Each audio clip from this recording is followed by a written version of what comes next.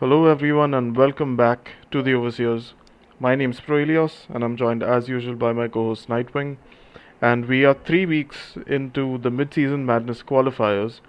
And just a soft reminder to you guys that just one more week of qualifiers remains before we know exactly which teams will advance to the actual mid-season tournament, which is going to happen cross region. So it's again going to be um, a few teams from the west. I believe there are 8 spots from the western region, and there are 4 spots from the east. So there's going to be this glorious double elimination bracket.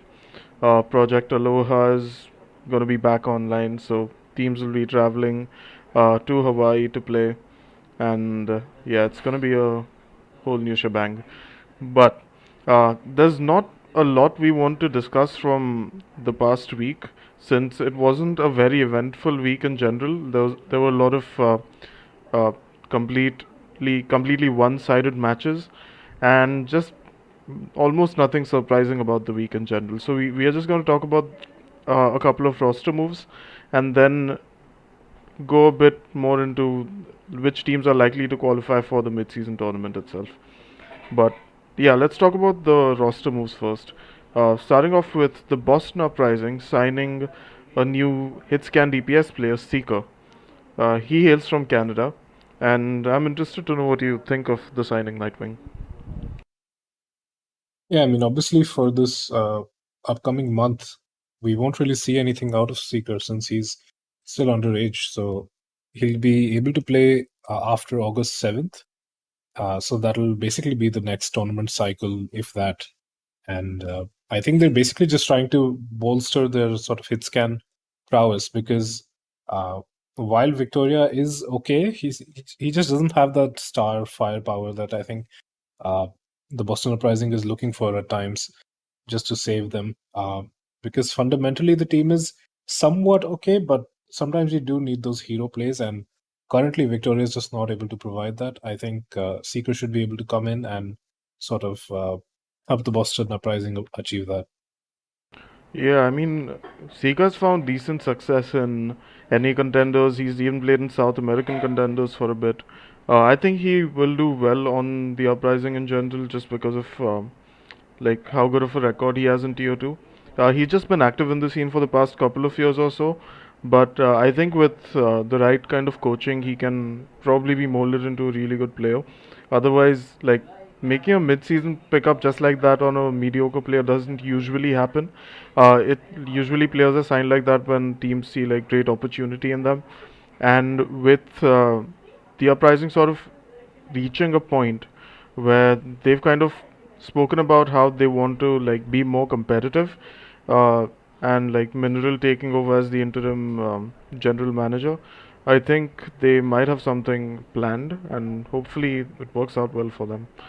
And anyway, the second move that we wanted to mention was the Paris Eternals assistant coach Mobugi had to leave the team for mandatory military service, and honestly, quite unfortunate for the team because I think it's just JMac now, and like Mobugi has left at a time when um, the team has signed a couple of new DPS players in Wab and Dove, and it it feels like they were trying to turn their season around with these signings, but now with one coach just off the team, it's going to be like really difficult for JMac to turn things around on his own. If he does, he's going to be like a greatest of all time head coach, even if he like gets the team into a single tournament just like that. But yeah, all the best to him, and yeah, over to you, Nightwing. Yeah, I mean, the sad reality of having an esport that's dominated by Korean players is the fact that these are young players, and eventually they have to stop putting off their governmental requirements and just go forward with that. So I think the same thing can be said about these assistant coaches as well. Unfortunately, I think the Paris Eternal is still a little bit just led astray. I think they're making the right moves in some ways, but it's not quite enough. So I think this should be sort of a blow to the team and their strategic just alignment uh, for the rest of the season. However, there's not really much that can be done. I think either way, the Paris Saint-Germain are not going to have uh, a huge chance to sort of rise from the bottom of the table and reach the very top. Uh, but this just makes it all the more harder to make that sort of miracle play in the regular season. But still, good luck to the team. Hopefully, they can find some good replacements. There's a lot of possible new talent coming in with Overwatch 2, and some old talent is also being sort of reinvigorated into coaching for Overwatch again. So maybe the Paris Eternal can find something that works for them. Yeah, and gonna be interesting to see for sure. Anyway, let's move on and talk about kind of the main chunk of the conversation for today, which is like the remaining qualifiers before we can get into the mid-season madness tournament. Now, as of right now, from what I can see, correct me if I'm wrong, but from the APAC region, out of the four teams that will be going through to the tournament, the Seoul Dynasty, Hangzhou Spark, and the Shanghai Dragons have already clinched their spots. And the fourth spot is still up for grabs, and it's going to be either the Philadelphia Fusion or the Chengdu Hunters based on how their games go in the coming week. Naturally, no LA Valiant, no Guangzhou Charge. It's just going to be between the Fusion and the Hunters. And what are your general thoughts on both these teams, Nightwing? Which one do you think is the better of the two at the moment, and which one has a higher chance of making it to the tournament? Because currently, both these teams have two games coming up. The Fusion are going to be playing against the Charge and the Soul Dynasty, and the Hunters are going to be playing against the Dragons and the Spark. Honestly, I think it's pretty cut and dry. I think the Fusion are going to make it in just because one of their games is against the Guangzhou Charge, which I am expecting them to beat quite handily, honestly. The Chengdu Hunters have to play the Dragons as well as the Spark, and they could easily go 0-2 in that sort of run. Uh, they could maybe clinch out a win against one of those teams at best, but that would only put them at par with the Fusion. If the Fusion goes 0-2 and don't actually win against the Guangzhou Charge. So I think either way, I think the Fusion is just in a much more likely position. Unless the Chengdu Hunters just suddenly start 3-0ing both the Dragons and the Spark. I think it's just very, very likely that the Fusion will make it in. Okay. I actually was kind of thinking the opposite. Excuse me. The thing is that as of late, the Philly Fusion have been really inconsistent. They have had a couple of surprising losses, like the very first qualifier match that they played in this meta, they lost to the LA Valiant. Then they also lost to the Chengdu Hunters, actually, whom we were just talking about. Then they closely beat the Hangzhou Spark, who was starting to hit a bit of a slump. Then they got rolled by the Dragons. So, in general, the trend is kind of like not in their favor. You can see that the team is fairly disjointed at this point in time. You can see Fixa kind of struggling to play in the double flex support meta. He can manage the Batiste. I think his defensive plays in general are good, but he's not really able to keep up with the other main supports who are flexing to main support. Sorry, who are flexing to flex support heroes. So I think that is a kind of point of weakness for the team. Zest, as usual, is making great plays. You can see MN3 having some good moments here and there. I think Belosria and Fury are both struggling to make plays again, and that's again what's letting the team down, because I think this meta is kind of dictated uh, quite majorly by the tanks and the supports. You can see even though the DPS are effective, and they are the ones making the plays, I think it's largely the tanks and the supports who are making sure that they cannot make those plays. And I think that's part of the reason why the Fusion have been not doing so well. On the Yeah, other side, yeah, go on, you had a point there. yeah. I mean, I do agree with all of those points. It's just that the strength of schedule is heavily in the favor of the Philadelphia Fusion because they're already one league point above the Chengdu Hunters. So as long as they don't lose to the Guangzhou Charge, the Chengdu Hunters have to beat both the Dragons and the Hangzhou Spark to make the cut, which I think is just incredibly unlikely. I do agree that Ballesteria and Fury are both not looking very hot. I don't really love whatever they're trying to do with Ballesteria. I don't really like when Ballesteria randomly swaps to Hog. It feels like I'm watching Gesture again, uh, just kind of having a bit of a silly fest.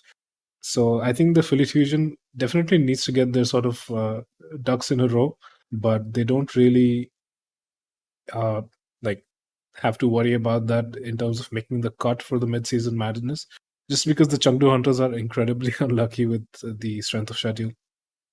Hmm. I mean, yeah, that's really fair. The Fusion do have an advantage just because of like how much better they were than the Hunters in the kickoff clash where they like got a lot of wins. But I think at this point in time, the Hunters can beat the Dragons and the Spark because look, the Hangzhou Spark as of late have been just super unimpressive. Like they got rolled by the Seoul Dynasty. Like we discussed this last week as the match of the week, right? Dynasty versus Spark.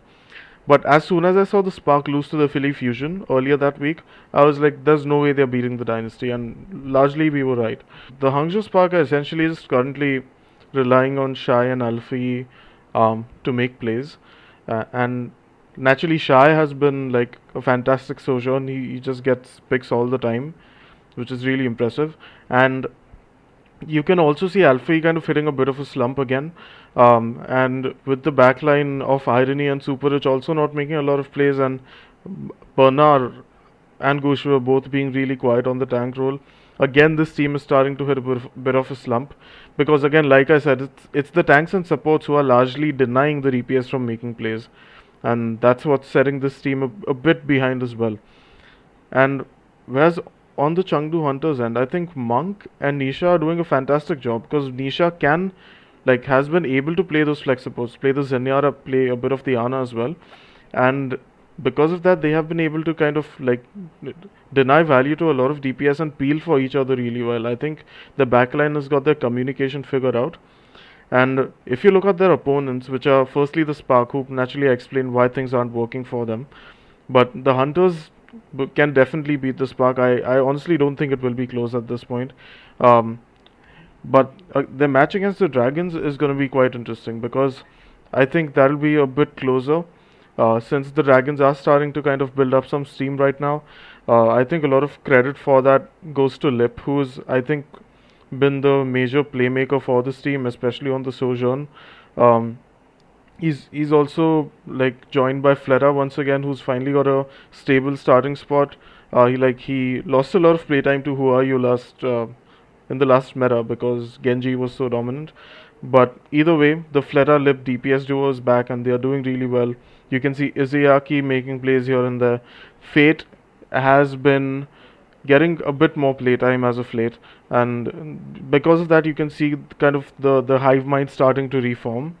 But I don't think they're still quite there at a point at which they can beat the Hunters because the Hunters have been a bit more consistent in this meta than the Dragons.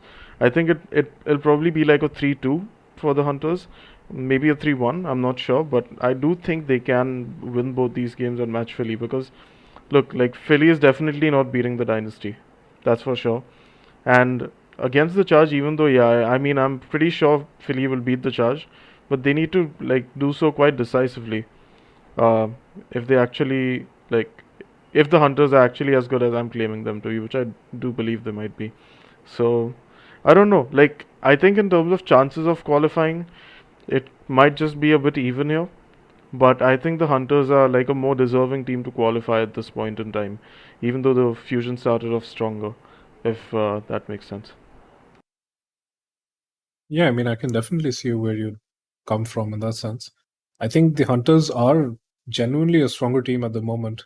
Uh, I think they've just gotten a little bit unlucky with the schedule.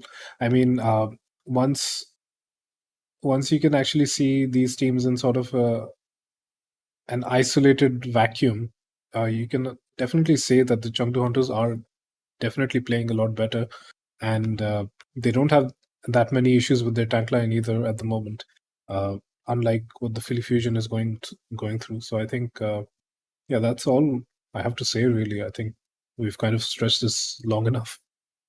Yeah, yeah, yeah. All right, let's move on and talk about the NA region then. Um, so in the NA region, there are going to be 8 spots for the Midseason Madness tournament.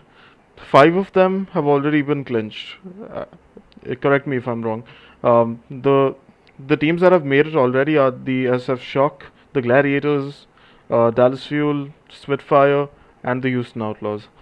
And the 6th to 8th place spots are currently being contested by 4 teams, which is the Atlanta Reign, the Florida Mayhem, the Toronto Defiant, and the Washington Justice. So naturally, just one of these teams will not be able to make it to the Midseason Madness tournament. And yeah, I think I'll let you go first, Nightwing. Which one do you think it's going to be? I think the table as it is right now is a pretty good just showcase of what I think will happen. I think the Washington Justice will probably be the one to miss out just because I'm still not loving what they're doing. To be honest, I think this team can have some hype moments, but then just immediately turns around and disappoints you. I think the Florida Mayhem have genuinely got a really impressive structure behind them uh, that they can actually use to just stay in the game. Uh, the Atlanta Reign as well are also doing quite well, even if they're not dominating the league at the moment. And the Toronto Defiant have a really good, uh, support line, even if they struggle here and there. Uh, I think players like Muse, even if sometimes you might see some faults in him as an individual player when he picks up even the Doomfist, which he's flexed onto recently. He looks pretty darn solid. I think the Washington Justice, in comparison, just don't really work together very well. They just sort of fall apart uh, once their pre-planned composition doesn't really work out for them, and that's been something that's basically been their signature for the past 2 seasons as well. So I think that'll just continue, and the Washington Justice will miss out. The teams that are currently in the 6, 7, and 8 places will take it. I think. Mm-hmm. And actually, as I'm looking through the standings right now, I feel I may be wrong here. I think even if the Washington Justice win their next game against the Vancouver Titans, which let's face it, they will win, um, I don't think they're going to make it still because they need a couple of wins, I think, to get up there. Because as far as Yeah. I can see, the Defiant, Mayhem, Rain, and the Outlaws, they've they've all got like more wins than like Washington can really achieve. Like even if Washington wins this game, they'll be at 5 wins, which is still less than 6, which is like what the Rain, Mayhem, and Defiant have got. So yeah, Yeah. are all the spots already clinched? That might be the case. But yeah, I think all in all, these teams are looking quite exciting. Like you mentioned, Toronto, especially, kind of like a dark horse team, not really a contender for the tournament, but with Muse kind of like showing a surprisingly good Doomfist, and even the support line of the like Defiant showing signs of life. It's going to be a pretty interesting run for them. Naturally, they've also got the Florida Mayhem qualifying surprisingly. Like honestly, the Mayhem in this meta will probably just get rolled by almost every other team just because of how like inconsistent they've been and like how much they're underperforming right now. Um, like they've had some good moments, like some really good moments in this meta, but they are just largely inconsistent. So yeah, they are at quite a big disadvantage. I think the Houston Outlaws stand a better chance. Naturally, London Spitfire doing amazingly well as well. I think they're just slightly behind uh, teams like the Shock and the Gladiators right now. The Dallas Fuel is once again just there because they had a strong kickoff clash. Otherwise, they are not at the same level as some of these other teams. Um, the Rain is an interesting one because once again they have had some good showings, but not as good as you would expect of them. Like they once again just they're just relying on Kai to make the plays on the Sojourn, which is not ideal. They need like especially someone like Ultraviolet to step up. He's not had the same impact that he did in the kickoff clash, and I think that's also kind of affecting the team. But largely, yeah, I think it's set to be a pretty fun bracket. All of these teams competing against Teams like the Dynasty, Spark, Dragons. It's just going to be really exciting to watch because the meta is largely like fairly flexible. There are like very fun heroes that we get to watch in almost every match. So yeah, it's gonna be fun to see, and naturally, after that we will get to see the Junker Queen being introduced in the next tournament. But yeah, we'll get there when we get there. Any more thoughts on the tournament, Nightwing? I think you're going to see a select few teams just dominate when the actual tournament happens. I think for this week, honestly, uh, to be perfectly honest, if you're an Overwatch League fan, you probably don't need to watch the NA games uh, because I don't think they matter whatsoever, except in the long run in terms of the overall season implications. Uh, and you can see the form of some of these top teams. You can look at the shock potentially, like how hard do they dominate the Toronto Defiant in their match. Something like that is something you can get a feeler for. But apart from that, like these matches aren't super important. I think the APAC matches are still a little more interesting. You can at least uh, try and find out if the Chengdu Hunters really do make that hero run and beat out both the Dragons and the Hangzhou Spark, or do the Philly Fusion just get in because of the design of the Overwatch League? Uh, so yeah, I think for now you can enjoy yourself in the Overwatch 2 beta if you've got it, and you probably don't need to look too closely at the matches. Yeah, I think what's just the most fun part even about these weeks is just playing fantasy on whichever platform you are. Of course, unfortunately, since the Overwatch League isn't providing any stats whatsoever at the moment, it's a bit difficult to get any results. Like we've been playing fantasy since the beginning of the season, and we're like, oh, like they've got all their shit figured out, but nope, not yet. We are still waiting for scores right from week one, and we are seeing all these fantasy platforms. Naturally, not going to mention any. I'm not sponsoring any. I just play on a bunch of them. But like yeah, you can see all of them coming up with new techniques to score, like add scoring. Like for example, just like reading data from the gameplay quad, like essentially watching the kill feed and recording scores based off of that. The kills, deaths, assists, first picks. So yeah, it's gonna be a bit scuffed for a while. I don't really know why the Overwatch League is radio silent on why there are no stats yet. I know that stats will be stored in a largely different way because they are migrating to a different game. So naturally, all the data is structured very differently. But honestly, largely the data systems should work in the exact same way. Like I think all the important stats should still map out because otherwise it's not like a scalable system at all, just from a game dev perspective. But yeah, hope they get their stuff figured out and we get stats back online. And yeah, hope you have fun this week regardless.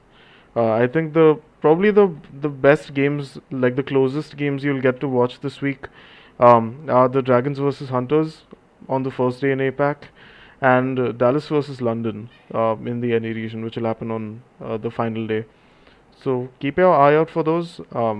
We don't want to go deep into them, but yeah, that's all from my side. Any final thoughts, Nightwing? Yeah, no, I mean, it's still a good time to be an Overwatch League fan and an Overwatch fan. I mean, there's lots of new stuff coming out, so just keep your eyes peeled, I guess. I think that's about it. Yep, and hope you have access to the beta, and if not, hope you get it soon. I'm really dying to play the Junko Queen. She looks really fun, like really cool hero design. But yeah, anyway, that's it from us for this week. Thanks a lot for listening. If you guys liked our analyses, be sure to like the video. And yeah, we'll see you on the other side of this week. Bye bye.